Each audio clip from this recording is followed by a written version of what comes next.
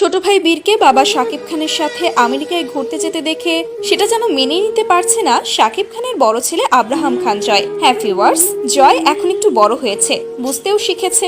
বর্তমানে তার বয়স 8 বছর 10 মাস চলছে। বাবা মায়ের ভালোবাসা কি সেটা এখন সে ভালো করেই বোঝে। খুব স্বাভাবিকভাবেই বাবার ভালোবাসা কারোর সাথেই শেয়ার করতে চাইবে না সে, এটাই স্বাভাবিক। তাই তো এত দূরে বাবাকে বীরের সাথে দেখে সেও কান্নায় ভেঙে পড়েছে। তার বাবাকে এক্ষুনি চাই। একটু পরপর পাপা পাপা করে ডেকে উঠছে। একের পর এক কল করে চলেছে বাবা শাকিব খানকে। যদিও তার বাবাও তাকে হতাশ করছে না কোনোবারই। প্রতিবারই ছেলের সঙ্গে কথা বলে ছেলেকে ঠান্ডা করে রাখার চেষ্টা করছে সে। এখন জয়ের দাবি তাকেও ঘুরতে নিয়ে যেতে হবে।